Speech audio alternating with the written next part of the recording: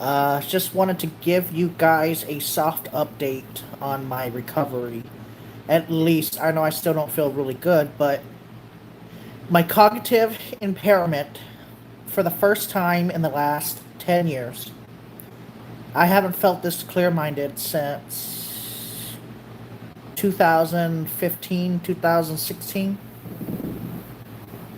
So, surprisingly, cognitively at least, I have gone gluten free. I have eaten no wheat products in a week and a half. This is the longest I have ever literally gone in my life. Gluten free. I have not eaten any wheat, and you don't know how hard. Especially pasta, whole grain, etc. This is the hardest thing I've ever done. And, however, I still feel terrible, but cognitively, I feel clearer minded. I haven't felt this clear minded in years. I mean, years. Years. Years. Years. I haven't been this cognitively clear in years. I can think clearer. I can put sentences together better. And my thoughts are not quite as racy. Um, and that's weird because I'm still taking the same medication, but my thoughts are not quite as racy. Uh, the cognitive impairment that I've been experiencing seems to be getting slightly better. So the gluten ataxia really is real. I didn't think it was. It really does affect your balance, coordination, your movement, your thoughts, your speech, your pattern of movements. Your even down to your movement of your fingers. It affects everything. It attacks your brain. It is an immune response that attacks your brain. So it's been causing me a deficiency of iron, a deficiency of B12, a folate deficiency. It has caused my bladder and urine to produce a little bit of blood, but trace amounts, but it's there. Very scary. Um, I mean, not like, but it's enough to cause anemia if you, especially if you urinate quite a bit. It can cause anemia. However, for the first time in 3 years, my urine did not have any blood in it. I don't know what that means. That's obviously a good thing. For the first time in my blood work, it did not show blood in the urine. Trace amounts, but still, for the first time, I haven't had any blood in my urine, which was shocking. Um, it's been a week and a half. You have blood in yours, Drew? Yeah. So I stopped eating wheat, and I'm cognitively, I am a lot clearer minded than I've ever been in years. Even though I'm still taking my medications like normal, I haven't been this cognitive clear in 10, 15. I mean, I haven't thought this clearly in so many years, and it's shocking how cognitively impaired I have actually been over the last 10 plus years. Just from eating everyday wheat products such as pasta, spaghetti occasionally. I don't eat that stuff every day. Occasionally, maybe, we're talking like I don't know, a pasta bowl with like the white cream stuff, the good stuff, that the Italians make over there, the fettuccine alfredo. Forget about it over here, the fettuccine alfredo. But no, but seriously, that stuff. Oh my god. Oh, fettuccine alfredo with angel hair pasta. Oh, fettuccine alfredo with angel hair pasta is the best stuff on the planet. Macaroni and cheese occasionally, especially, especially Velveeta noodles, Velveeta shells. Oh, I don't care that it's processed. It tastes so good. It's so addictive. The fettuccine alfredo.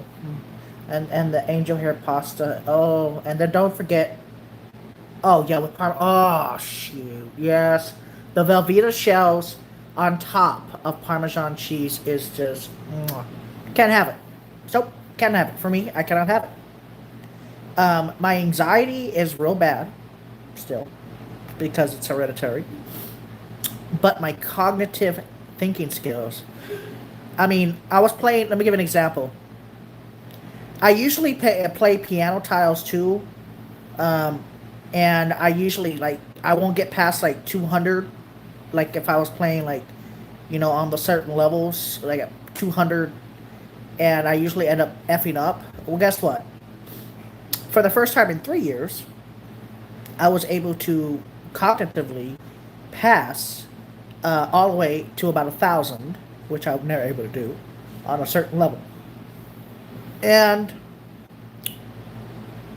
that just shows you that the gluten ataxia or gluten antibodies are attacking the brain, the lower brain, and everything. It attacks everything in your body. It doesn't just attack your brain, it attacks other parts of your body, including your kidney and possibly even your liver, causing fatty liver.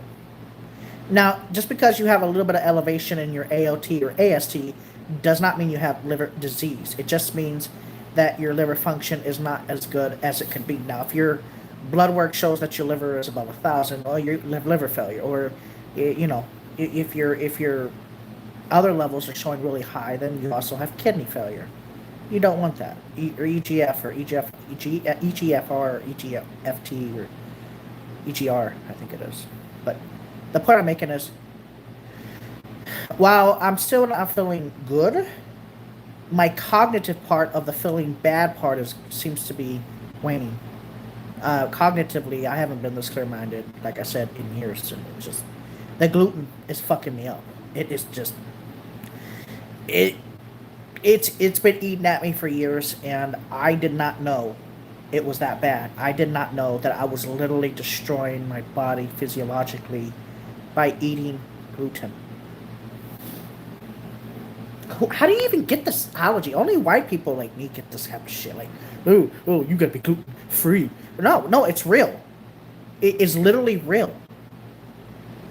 White people have a lot of weird genetic problems. Have you guys noticed that? Like, white people have a lot of weird genetical problems more than every other race in the world. Like, it's weird. Like, just I don't know.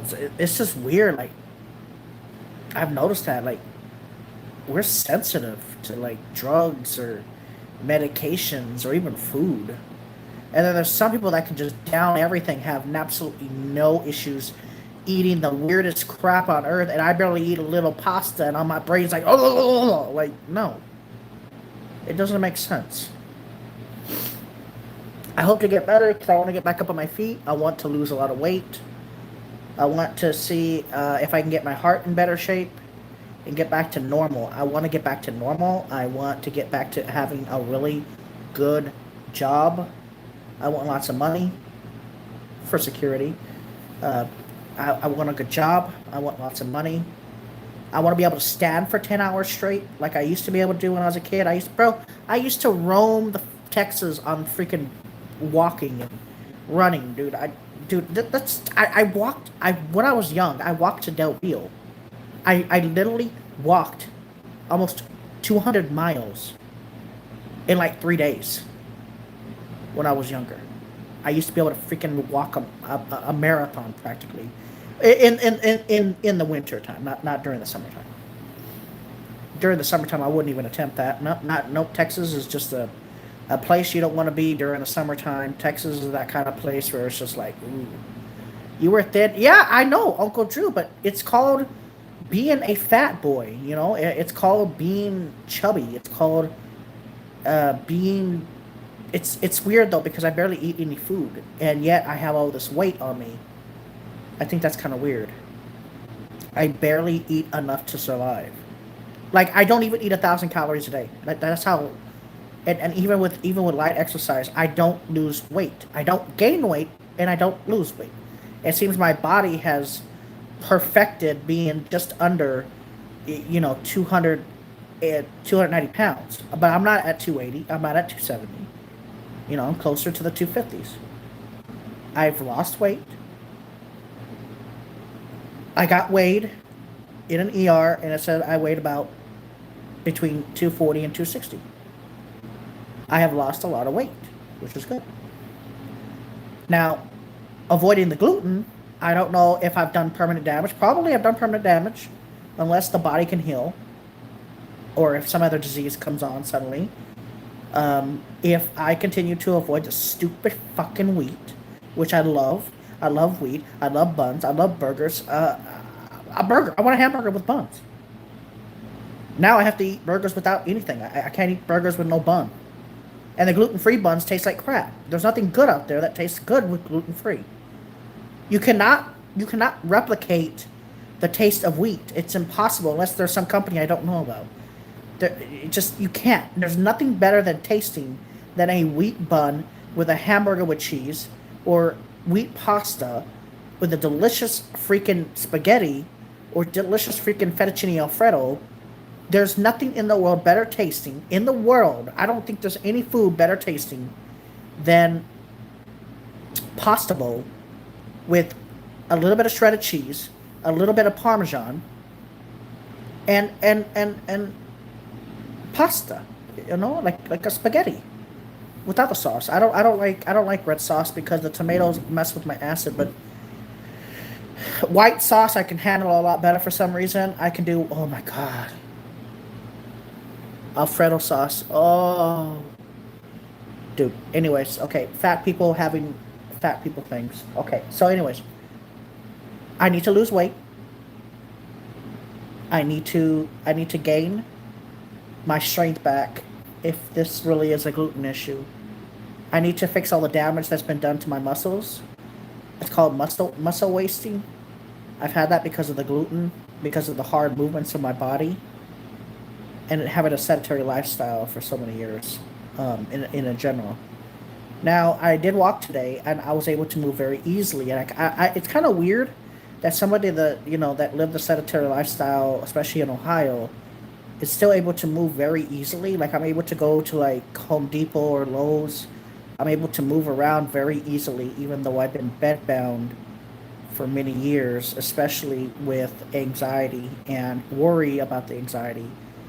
I'm still shocked that even though I still have a bit of medical issues, that I'm physically able to get up and move around, even though I feel so uncomfortable doing it, but still able to move around quickly. Like, I can move upstairs, downstairs. I can go up like 5 or 6 flights of stairs, as big as I am, and only get just a little shortness of breath for like 30 seconds, and then that's it. So that's impressive considering things like I'm out of shape. I will give myself that. However, I am going, and no, I need to start working on myself to get myself in a better position of at least normality. And I will continue to bring out these anxiety videos. I want, uh, I want people with anxiety to be known, and I need to get these people to understand anxiety disorder better, so that people can live a better life. I need this. I need this to happen. I don't want this to happen. I need this to happen. I need more exposure so I can talk to people about this disorder of anxiety. I need more people to get on board with this stuff, and I need more people's help. I need more people's help. I supposedly have over 30,000 subscribers, and you're telling me that I cannot reach an anxiety person's base? Yeah, that makes no sense to me. If any of you out there have connections with any massive media, I need to talk to you. I really need to have a long conversation about this disorder of anxiety and panic disorder, agoraphobic tendencies, and we need to have a proper human conversation, if that makes sense. Because every time that I look up anxiety attacks on YouTube, a lot of people don't actually talk about it. Or if I look up anything to do with medications that are used for anxiety, the first thing that comes up is drug abuse and dependence and withdrawal. Literally search it up on google.com. You get no actual answers of like when somebody stops taking medications. You get straight up answers of drug abuse and everything like that, but they don't actually give you, they used to give you links of what the actual symptoms were and what to look for. But now Google, I don't know, for some reason just had nothing but drugs, abuses, drug rehabilitation centers. I don't know if they're paying for the search results, but people can't get proper answers unless they specifically type in like Wikipedia or another website that talks strictly about what anxiety is. And I don't like that. I don't think that's right, and it should not be that way. You know, it's sad because I think a lot of people in this world suffer from these diseases of psychological distress, which, if you want to get technical, every single time somebody's having a panic attack, they're having a medical crisis, not an emergency, but a crisis. Their body is reacting violently to nothing. It is technically. One doctor told me it's kind of like having a seizure, except you're in full control of that seizure. He said because of the blood pressure elevation, the adrenaline releases. I mean, you're not biting your tongue off, but he said it's technically it's kind of like a seizure, because the simple fact that even though you are fully conscious, you are scared to death. With seizures, you're unconscious and you don't know what's happening because your body's going, twitching out. But he said it's kind of like that, except you're not convulsing and you're not having a seizure and you're not brain damage. But the point I'm making is, it's just like, I don't know. It's. He said it's like a kind of like a seizure, but not. So this shit needs to be talked about more. This needs to be out in the open, out in the public. Uh, we need to have a proper discussion on the actual symptoms, and the biases towards people with anxiety disorder need to disappear. It's not just me that has these issues. It's everybody that I've ever talked to, and including people of women, and women have this issue too with the biases of people with anxiety. Oh, tough it up, tough it out. You can't tough it up and tough it out. Like, even the strongest people on earth will literally go to the ER room thinking they're having a medical emergency. This isn't a joke. People with panic disorder, it's not a joke. Like, you think it's a joke, but it's not. People suffer from this shit every single day. They think they are physiologically going to die. People need to come out and condemn anybody who makes fun of people with anxiety disorders. Anybody. And I mean it. Just like if somebody had schizophrenia, autism, and a really bad bipolar disorder, or even a multiple personality disorder, or even an antisocial personality disorder, it needs to be condemned just as bad as those mental illnesses that are physiological. I mean, kind of physiological at some point too, because normal people don't have multiple personality disorders or antisocial personality disorders. So we need to figure out a way that people around the world can be informed completely about anxiety disorders. So the stigma, if somebody goes into the ER room and their vitals are all out of whack, but they're not necessarily having a medical emergency, maybe they can get treated with Vistral, Benadryl, or narcotic medication like benzodiazepines, something to calm them down so they could stop freaking out and hurting their body mentally and physically. Sometimes ER rooms do need to give benzodiazepines in extreme cases. I'm sorry, but that is the way the human body will calm down. Maybe in Soviet Russia, they'd give them alcohol. The point I'm making is the stigma needs to be removed for people with anxiety disorders. And it needs to be treated like another medical disorder. It needs to be treated like an actual medical disorder. It needs to be treated that way because technically it can cause, if somebody is having anxiety for years, it might cause them heart disease. It might cause their arteries to clog up or something because, it could cause a lot of things because the adrenaline's always being released. And they say you won't die from a panic attack.